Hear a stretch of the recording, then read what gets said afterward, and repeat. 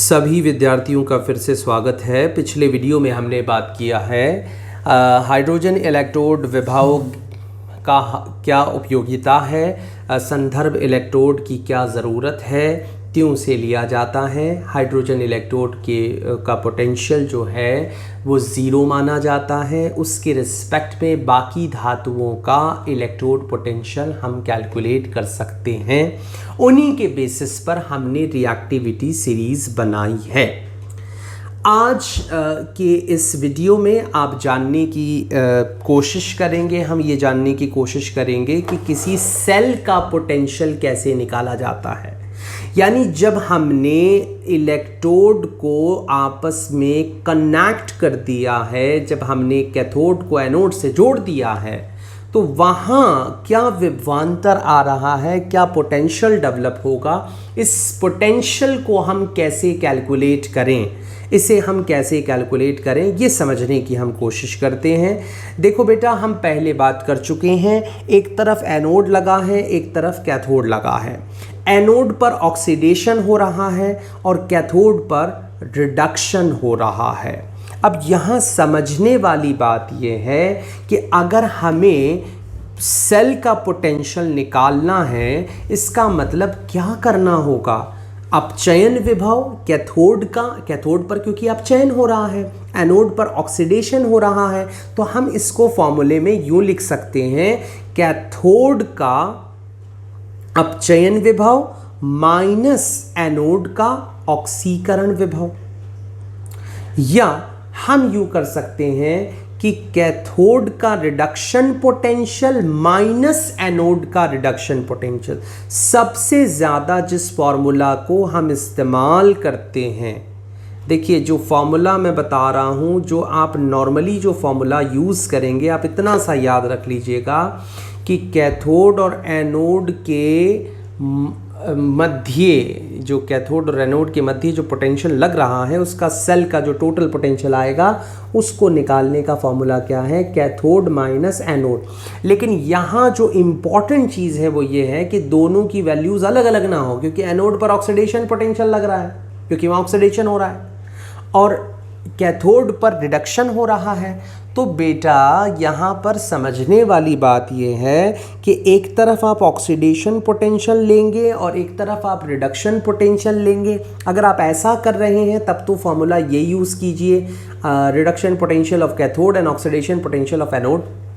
लेकिन क्योंकि हम दोनों के अंदर एक समानता रखना चाहते हैं, हम एक यूनिफॉर्मिटी रखना चाहते हैं कि अगर हम एक का रिडक्शन पोटेंशियल ले रहे हैं तो दूसरे का भी रिडक्शन पोटेंशियल लें, तो इसलिए क्योंकि हमारी रिएक्टिविटी सीरीज में जो वैल्यूज़ दे रखी हैं वो रिडक्शन पोटेंशियल यानी अपचयन के हिसाब से दे रखी हैं।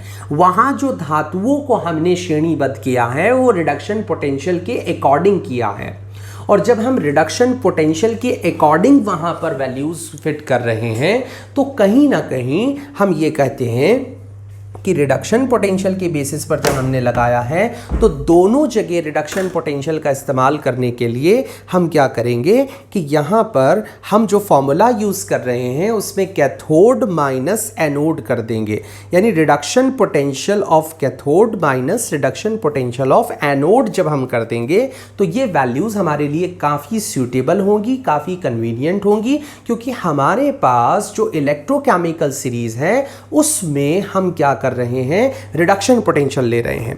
तो आपको मैं ये बता रहा हूं कि जो फॉर्मूला आपको यूज करना है वो आप क्या करेंगे, अपचयन विभव कैथोड का, उसमें से एनोड के अपचयन विभव को माइनस कर दीजिए। बिल्कुल आसान तरीका है। तो अगर आपके पास में देखिए ये जिंक का रिडक्शन पोटेंशियल, यहाँ पर ऑक्सीडेशन पोटेंशियल दे रखा है, और जिंक का अपचयन विभव कितना दे रखा है, -0.76, और हाइड्रोजन का पोटेंशियल कितना होता है, 0।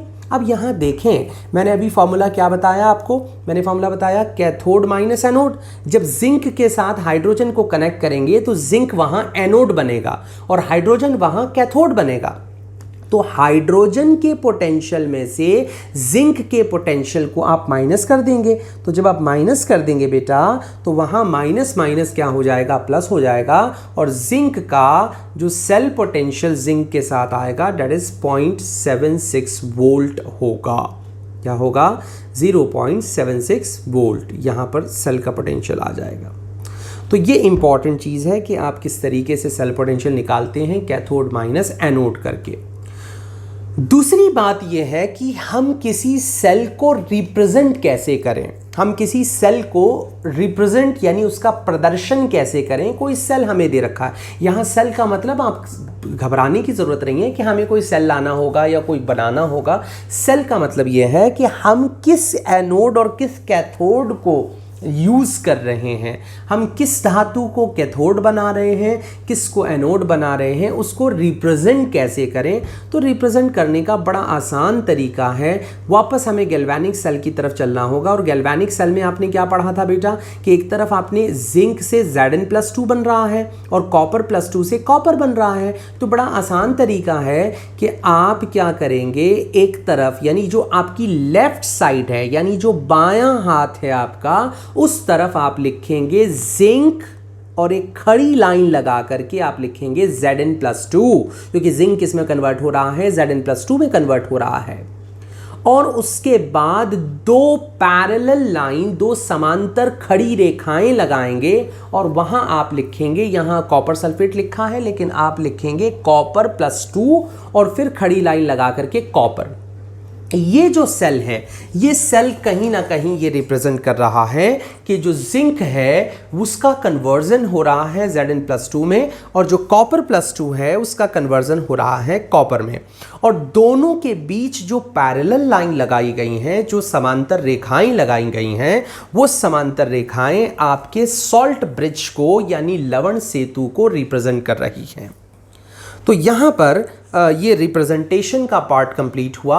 अभी तक के पोर्शन में बेटा हमने क्या कंप्लीट कर लिया, हमने ये कंप्लीट कर लिया कि किसी भी सेल के पोटेंशियल को, इलेक्ट्रोड पोटेंशियल को कैलकुलेट करने के लिए हम cathode minus anode, reduction potential of cathode को कैथोड में से रिडक्शन पोटेंशियल ऑफ एनोड को माइनस करने पर हमें सेल का क्या पता चल जाएगा, अपचयन विभव पता चल जाएगा। और रिप्रेजेंटेशन करने के लिए हम क्या करेंगे, सबसे पहले हम जिस धातु का ऑक्सीडेशन हो रहा है उस धातु को लिखेंगे, उसके बाद कौन सा आयन बन रहा है उसे लिखेंगे, दोनों के बीच एक खड़ी लाइन लगा देंगे, उसके बाद दो पैरेलल लाइन या समांतर रेखाएं लगाएंगे और फिर कौन सा आयन कैथोड पर था और वो किस मेटल में, किस सॉलिड मेटल में कन्वर्ट हुआ है उसे हम लिख देंगे।